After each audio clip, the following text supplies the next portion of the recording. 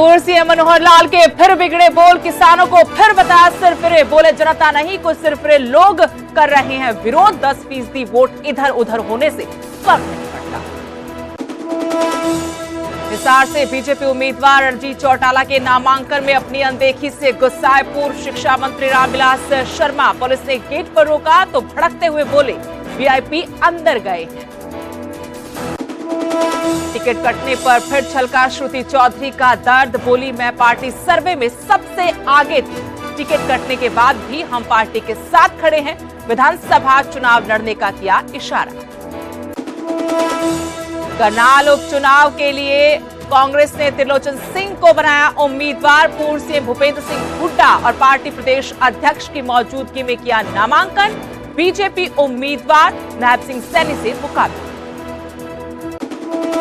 मुख्यमंत्री नायब सिंह सैनी ने नवीन जिंदल के लिए किया चुनाव प्रचार। राहुल गांधी पर साधा निशाना, बोले राहुल गांधी कहते हैं मैं एक झटके में गरीबी खत्म कर दूंगा। राहुल गांधी के पास कौन सा अलादीन का चिराग है जो वो एक झटके में गरीबी खत्म कर देगी। अमेरिका की पुलिस ने गैंगस्टर गोल्डी बराड़ की हत्या की खबरों का किया खंडन, कहा ये गलत जानकारी। कैलिफोर्निया फायरिंग में मारा गया शख्स गोल्डी बराड़। पंजाब की हॉट सीट लुधियाना पर आज बढ़ेगा सियासी पारा, धुआंधार चुनाव प्रचार करेंगे दिग्गज। सीएम मान आप उम्मीदवार के लिए करेंगे रैली, राजा वड़िंग इलेक्शन कैंपेन का करेंगे आगाज। तो सुखबीर बादल की पंजाब बचाव यात्रा आज पहुंचेगी लुधियाना। सीएम भगवंत मान चुनाव प्रचार करेंगे, आज दोपहर लुधियाना में करेंगे जनसभा, तो शाम को पटियाला में करेंगे रोड शो।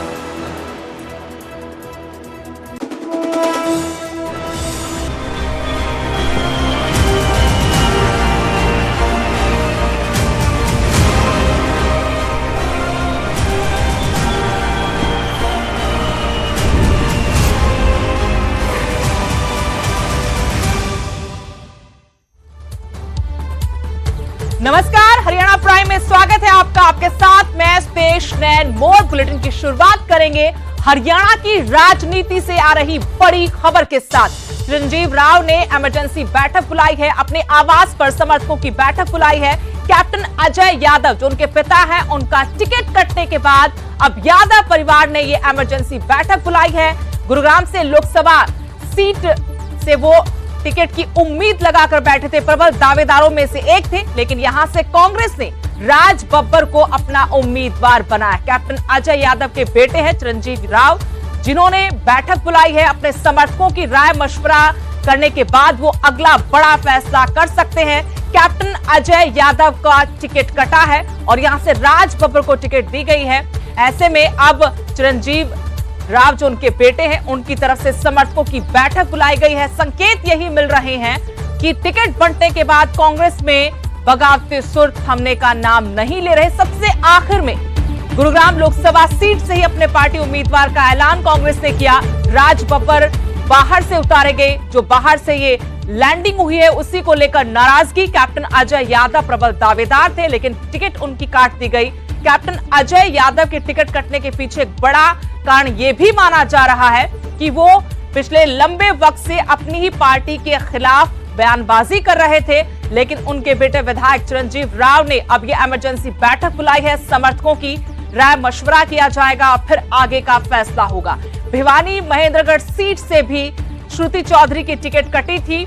श्रुति चौधरी और किरण चौधरी ने अपने समर्थकों की बैठक बुलाई थी, लेकिन पार्टी के साथ वो अभी भी बने हुए। टीस जरूर है इनके मन में टिकट कटने की।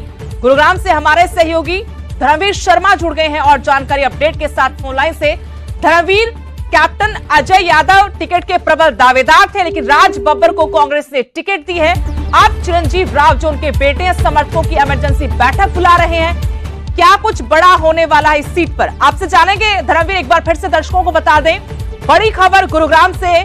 दक्षिण हरियाणा में कांग्रेस के लिए मुश्किलें खड़ी होती हुई नजर आ रही हैं। चिरंजीव राव जो कैप्टन अजय यादव के बेटे हैं, उन्होंने इमरजेंसी बैठक बुलाई है। पिता की टिकट कट गई, उसके बाद से परिवार नाराज है।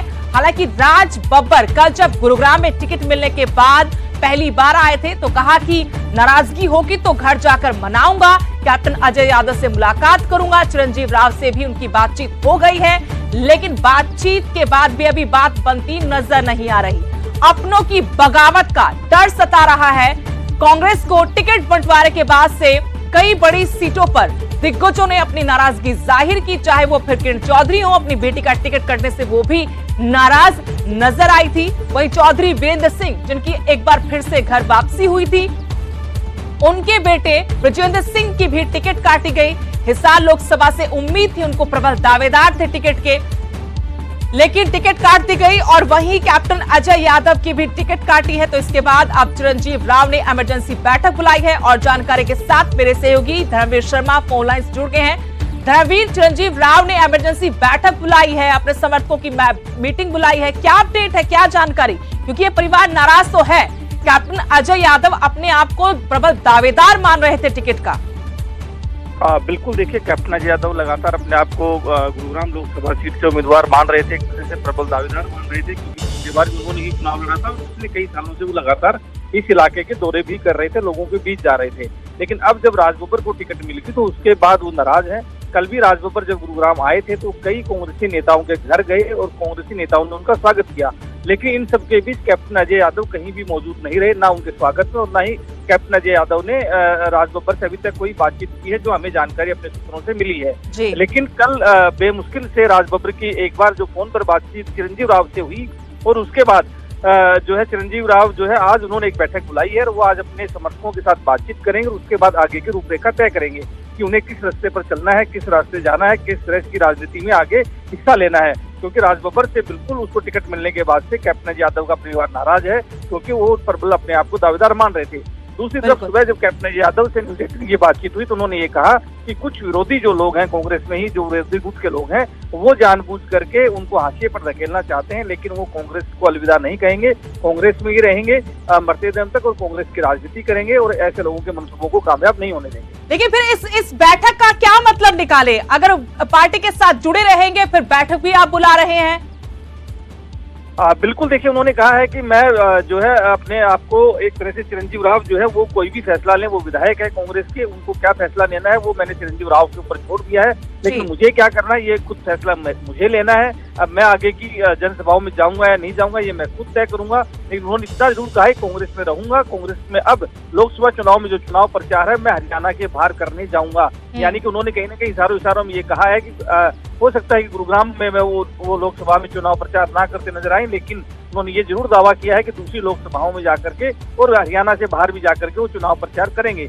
ऐसे में जो उनके बेटे हैं, जो विधायक है रेवाड़ी से, वो कांग्रेस में और वो आज अपनी बैठक कर रहे हैं। वो धर्मवीर, ये हरियाणा कांग्रेस में चल क्या रहा है? क्योंकि हमने कल ही देखा था किरण चौधरी, श्रुति चौधरी सिरसा नामांकन के दौरान वहां पर कुमारी सैलजा के साथ मौजूद थी, तो उन्होंने भी जब न्यूज 18 से बातचीत की तो यही कहा कि वो कुमारी सैलजा के लिए चुनाव प्रचार करेंगी। लेकिन जब राव दान सिंह को लेकर सवाल पूछा तो उसको टालती हुई नजर आई। अब यहां पर कैप्टन अजय यादव कह रहे कि बाहर प्रचार करेंगे, लेकिन यहां पर प्रचार को लेकर अभी पत्ते नहीं खोल रहे। बिल्कुल, देखिए जिस तरह से हरियाणा कांग्रेस में गुटबाजी है वो गुटबाजी कहीं ना कहीं खुलकर सामने आई है और लगातार ये दावा किया जा रहा है कि जो टिकट बंटवारा हुआ है उसमें उमदा गुट जो है उसकी ज्यादा चली है और उन्होंने अपने चहेतों को टिकट दिलाई है। आप देखें भिवानी महेंद्रगढ़ में श्रुति चौधरी की टिकट कट गई, इधर कैप्टन अजय यादव की टिकट कट गई, जो कि दोनों ही एक तरह से हुड्डा के विरोधी गुट के माने जाते हैं। तो दोनों ही नाराज है और शायद यही वजह है कि वो दोनों अब ये कह रहे हैं कि वो चुनाव प्रचार तो करेंगे, लेकिन वो जहां उनका प्रभाव है उस एरिया में वो चुनाव प्रचार नहीं करेंगे। कहीं ना कहीं वो संदेश देने की कोशिश कर रहे हैं कि अगर हमारे साथ अगर गुटबाजी होगी तो हम भी पीछे नहीं रहेंगे, ये कहीं ना कहीं है। और राजनीति में अक्सर ये देखने को भी मिलता है कि जब एक गुट दूसरे पर हावी होता है तो दूसरा गुट भी कहीं ना कहीं उसकी काट जरूर निकालता है। बिल्कुल, शुक्रिया धर्मवीर तमाम जानकारी के लिए। तो गुटबाजी यहां कांग्रेस पर भारी पड़ सकती है। पहले भिवानी महेंद्रगढ़ सीट पर किरण चौधरी, श्रुति चौधरी नाराज नजर आई। हिसार लोकसभा सीट से चौधरी वीरेंद्र सिंह के बेटे ब्रजेंद्र सिंह की टिकट कटी तो वो परिवार भी नाराज है। और चुनाव प्रचार को लेकर अब कैप्टन अजय यादव भी कह रहे हैं कि वो कम से कम यहां चुनाव प्रचार नहीं करेंगे, दूसरे राज्यों में वो पार्टी के साथ खड़े नजर आ सकते हैं। उनके बेटे कांग्रेस विधायक चिरंजीव राव ने इमरजेंसी मीटिंग बुलाई है समर्थकों की। बड़ा फैसला वो करते हैं या नहीं इस पर अभी संशय है, लेकिन जरूर संकेत मिल रहे हैं कि गुरुग्राम से जिस तरीके से कांग्रेस ने कैप्टन अजय यादव को उनके परिवार को टिकट न देकर राजबब्बर को टिकट दी है तो इससे वहां पर कांग्रेस की मुश्किलें बढ़ने वाली।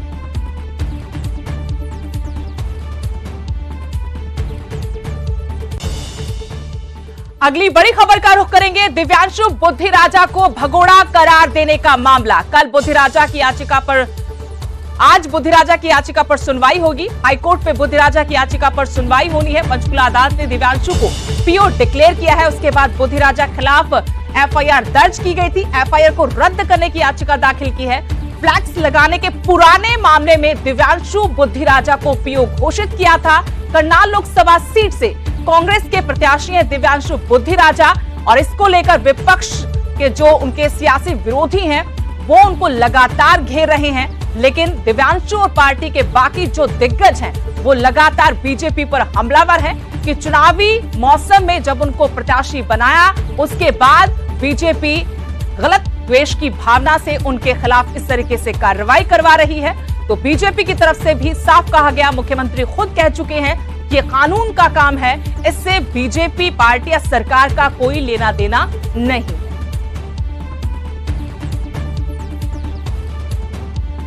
और जानकारी के साथ हमारे सहयोगी उमेश शर्मा जुड़े हैं फोन लाइन से। उमेश, दिव्यांशु बुद्धिराजा को पीओ घोषित करने का मामला, सुनवाई होनी है, क्या पूरा मामला और क्या अपडेट है इस पर? देखिए, दिव्यांशु बुद्धिराजा को पंचकुला की एक कोर्ट ने पीओ डिक्लेयर किया था, भगोड़ा करार किया था, और उसके बाद पुलिस ने एफआईआर दर्ज की थी इसी महीने जी। और जब वो कांग्रेस के उम्मीदवार ऐलाने गए उसके बाद देखिए कानूनी प्रक्रिया होती है।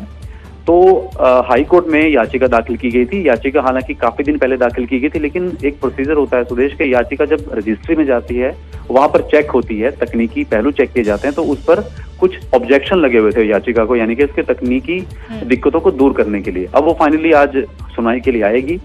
सिर्फ उसमें मांग ये है कि जो एफआईआर दर्ज की गई है उस एफआईआर को रद्द किया जाए, क्योंकि पीओ डिक्लेयर के बाद जो एक मामला है आदमी जाके पेश हो जाता है तो वो पीओ का जो प्रोसीजर है वो खत्म हो जाता है, लेकिन एफआईआर को रद्द करने की मांग की गई है। अब देखना होगा पंजाब हरियाणा हाईकोर्ट से आज दिव्यांशु बुद्धिराजा को राहत मिलती है या नहीं।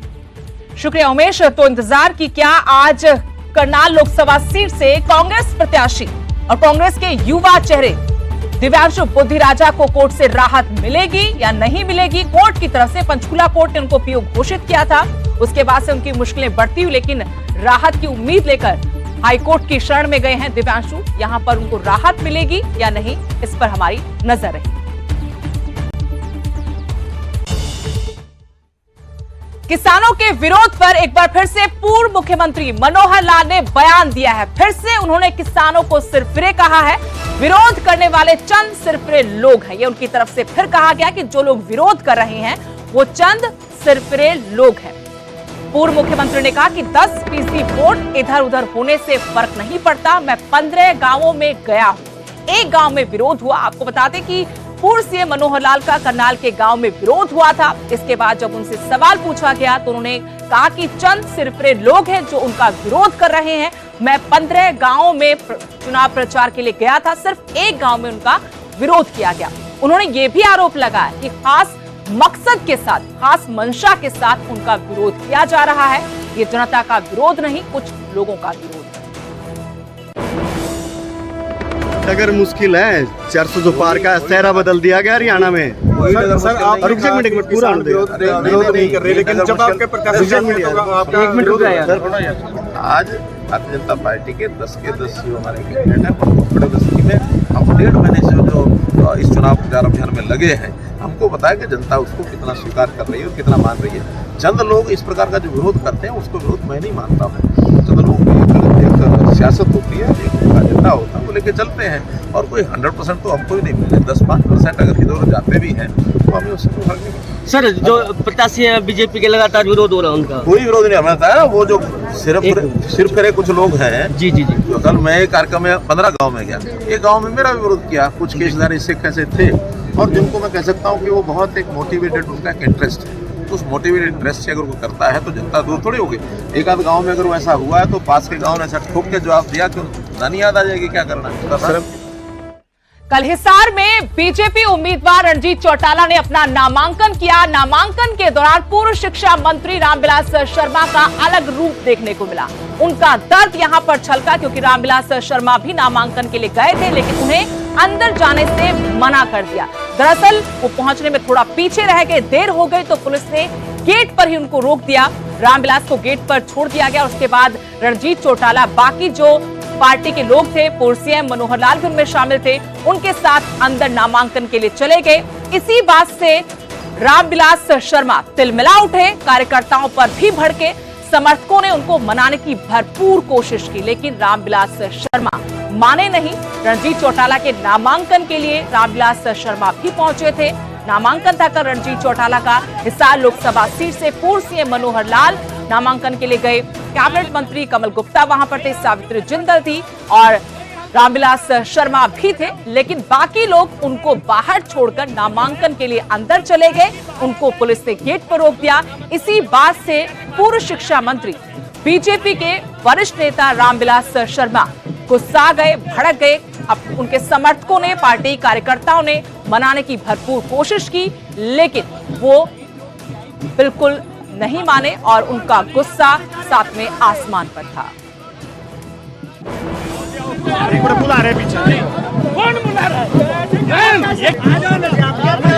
अरे नहीं, मैं एक मिनट यार, मैं तो इनसे मिलने आया। मैं तो रणजीत को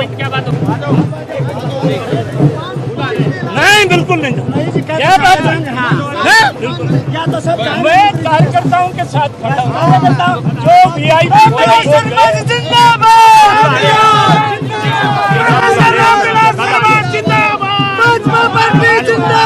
बीजेपी जिंदाबाद, बीजेपी जिंदाबाद।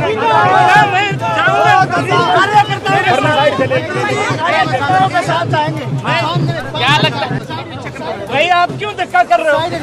मैं यहाँ जनता का आदमी सड़क पर खड़ा हूँ। रणजीत सिंह चौटाला को आशीर्वाद देने के लिए आया हूँ।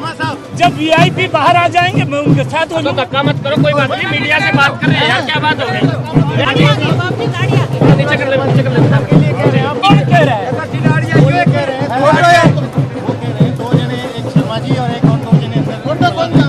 जो वीआईपी थे वो चले गए। आप कार्यकर्ता रहे,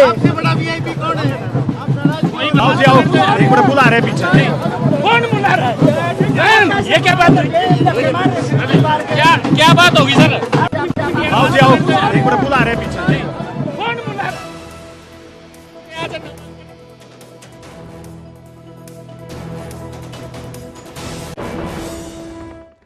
वहीं कांग्रेस में नाराजगी अभी भी बरकरार है। श्रुति चौधरी का दर्द एक बार फिर से बाहर निकला। कांग्रेस पार्टी को लेकर कहा कि कांग्रेस पार्टी ने भिवानी महेंद्रगढ़ सीट को लेकर सर्वे करवाए थे, हर सर्वे में मैं सबसे आगे थी। श्रुति चौधरी का दावा यह भी कि सर्वे में 56% पर वो थी, जबकि दूसरे दावेदार थे रावदान सिंह 32% के साथ। टिकट कटने के बाद भी कहा कि हम पार्टी के साथ खड़े हैं, लेकिन दूसरे नंबर के दावेदार को पार्टी ने टिकट दी है। इसको लेकर वो अभी भी नाराज नजर आ रही हैं। उन्होंने कहा कि किरण चौधरी और वो रावदान सिंह का चुनाव प्रचार जरूर करेंगे। कुमारी सैलजा ने कल नामांकन किया था। इसी नामांकन के दौरान किरण चौधरी भी नजर आई थी, चौधरी वीरेंद्र सिंह भी नजर आए थे। ये वो लोग हैं जो पार्टी से नाराज है टिकट बंटने के बाद।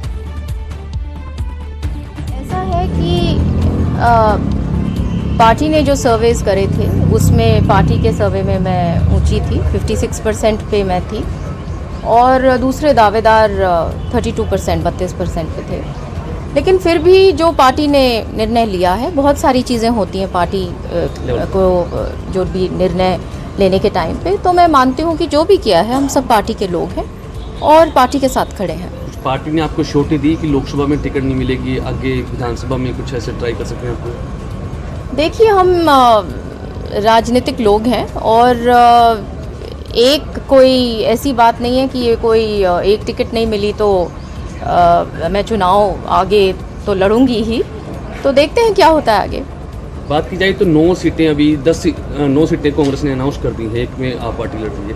तो हाँ, यही बात सामने आ रही है कि हुड्डा साहब की ज़्यादा चली।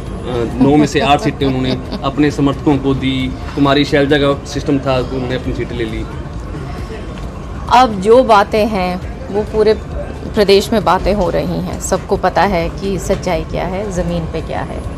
और जब नतीजे आएंगे तभी पता चलेगा कि क्या ज़मीनी हकीकत क्या रही है, तभी असलियत तब आएगी सामने।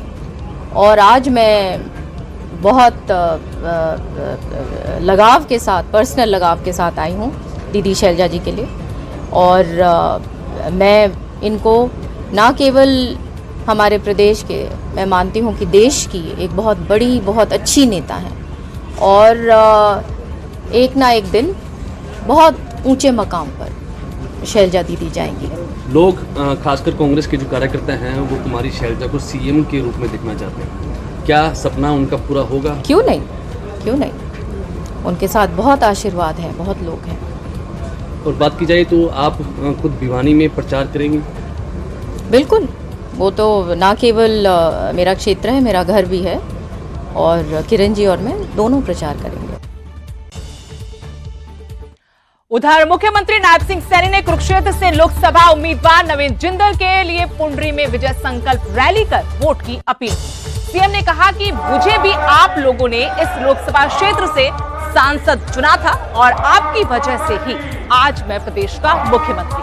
कांग्रेस पर हमला बोलते हुए उन्होंने कहा कि राहुल गांधी कहते हैं मैं एक झटके में गरीबी खत्म कर दूंगा, क्या उनकी दादी गरीबी खत्म कर पाई? राहुल गांधी के पास कौन सा अलादीन का चिराग है जो वो एक झटके में गरीबी खत्म कर?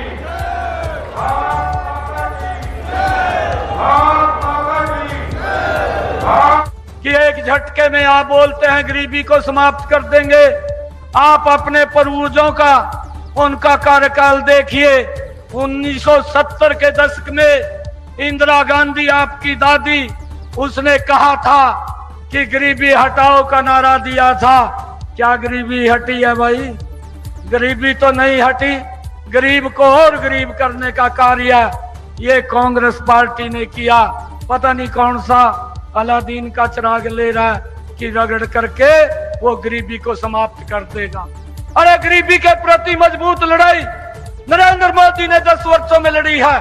आज 4 करोड़ बहनों को मकान बना करके देने का काम इन 10 वर्षों के अंदर नरेंद्र मोदी जी ने किया है।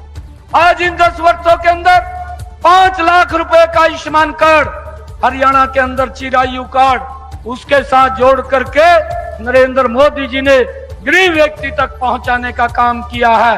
भाइयों, पर्ची भी चलती थी, खर्ची भी चलती थी और जिसका ज्यादा टैची में वजन होता था भाइयों उसका बच्चा नौकरी लगता था। सारा गांव घूमता रहता था, मुख्यमंत्री के चक्कर काटता था, मंत्री के चक्कर काटता था और कई बार पैसे चले जाते थे, बच्चा भी नौकरी नहीं लगता था। चौटाला परिवार के बीच चुनावी जंग पर सुनैना चौटाला ने बयान दिया। कहा कि ये परिवार की नहीं बल्कि विचारधारा की लड़ाई है। आज चौधरी देवीलाल की नीतियों को लोग याद कर रहे हैं। हिसार में दिग्गजों के बीच चुनौती पर कहा कि चुनौतियां हमेशा बड़ी होती हैं। चौटाला परिवार के एक बार फिर से एक होने के सवाल पर कहा कि यह फैसला चौधरी ओम प्रकाश चौटाला का है। आपको बता दें, हिसार लोकसभा सीट पर चौटाला परिवार से 3 उम्मीदवार खड़े हैं। चुनावी जंग लग रहा है कि आमने सामने की जो टक्कर है चौटाला परिवार में 3 चेहरों के बीच। बीजेपी ने रणजीत चौटाला को टिकट दी है, जेजेपी से नैना चौटाला उम्मीदवार है, तो इनेलो ने सुनैना चौटाला को इस चुनावी जंग में उतारा है।